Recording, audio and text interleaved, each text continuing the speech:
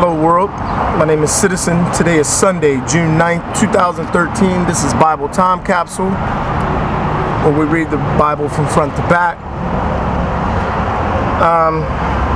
We are on chapter 41 of Genesis. Let's start it off. Chapter 41, Pharaoh's dreams. 2 full years after Pharaoh had a dream, he was standing by the Nile. 7 cows, sleek and fat, came up out of the Nile and were browsing in the reed grass. After them, 7 other cows, ugly and thin, came up out of the Nile and stood beside those on the bank of the Nile. The ugly, thin cows devoured the 7 sleek, fat ones. Then Pharaoh awoke, but he fell asleep again and had another dream.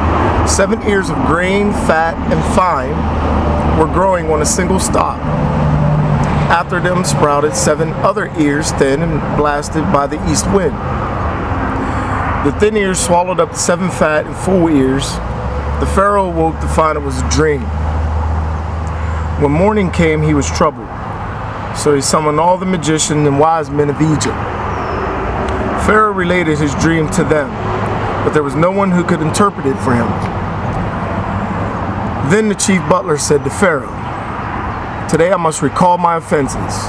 When Pharaoh was angry with his servants and put me and the chief baker in custody in the house of the captain of the guard, on the one same night, he and I each had a dream of a peculiar significance to himself. A Hebrew youth was with us there, a slave of the captain of the guard. We told him our dreams and he interpreted them for us. He gave us each the proper interpretation of his dream, and it turned out just as he had interpreted to us. I was reinstated in my office, but the other was hanged." Next section. Joseph interprets the dreams. Then the Pharaoh sent for Joseph, and they brought him quickly out of the dungeon.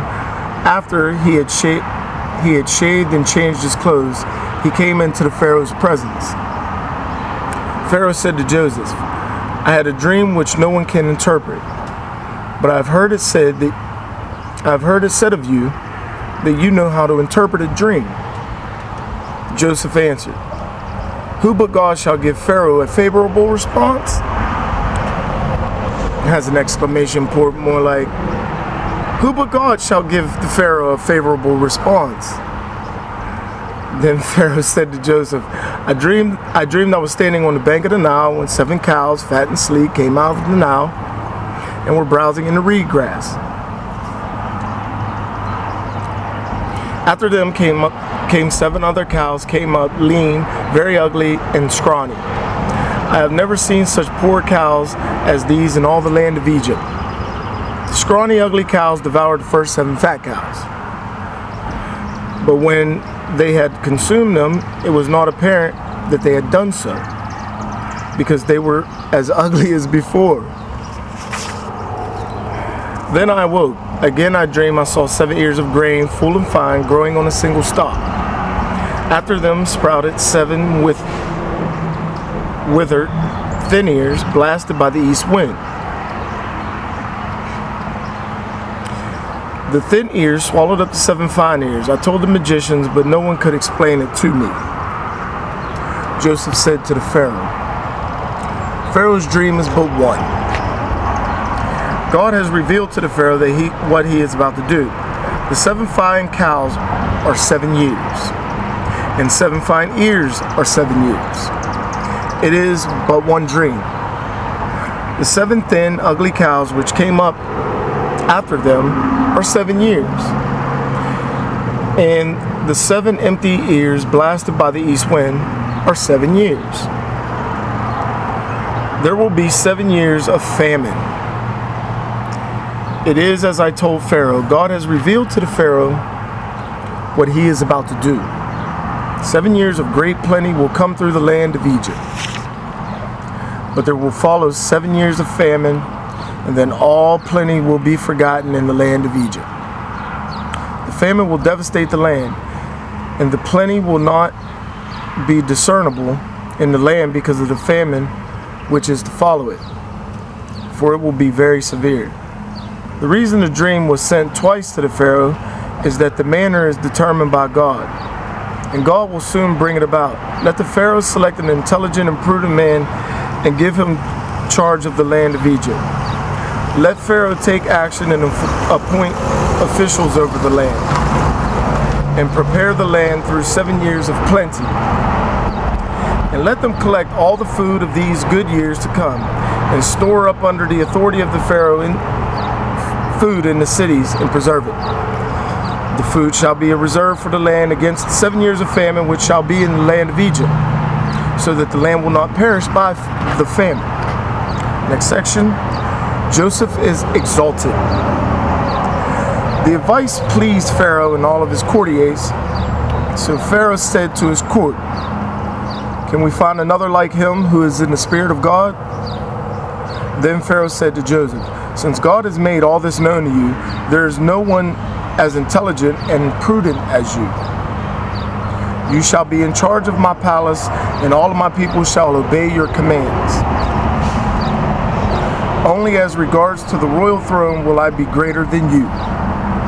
Didn't they just make this deal? No.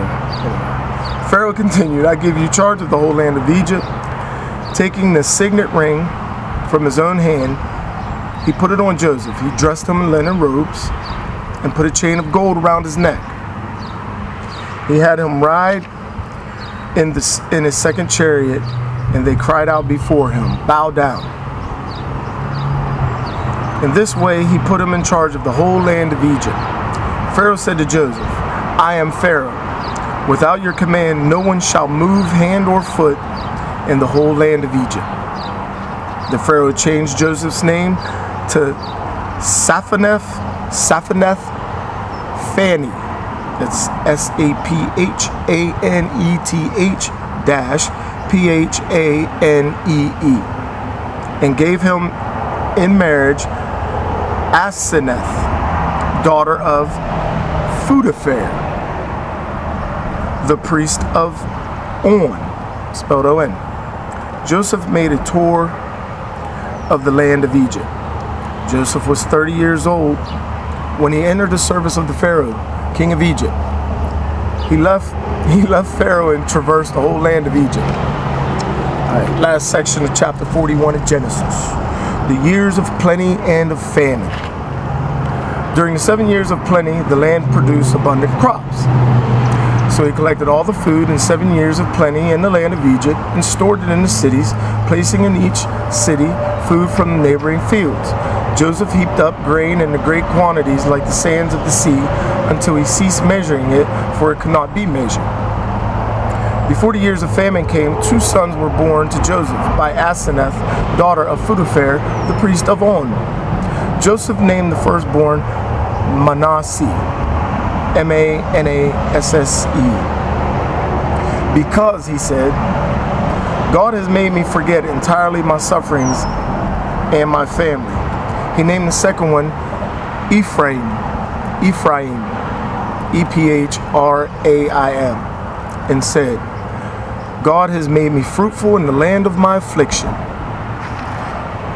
When the 7 years of plenty in the land of Egypt had passed, the 7 years of famine began, as Joseph had foretold. There was famine in all other countries, while in all Egypt there was food. But when the whole land of Egypt was famished, the people cried to the Pharaoh for food. Pharaoh said to all Egyptians, "Go to Joseph and do what he tells you." When the famine had spread throughout the land, Joseph opened up all the storehouses and sold grain to the Egyptians. For the famine gripped the land of Egypt, and all peoples came to Egypt to buy grain from Joseph. For the famine was grievous everywhere. The end of chapter 41. I'm Citizen. This, of course, is Bible Time Capsule. Peace. Be kind to one another and love each other. I'm out.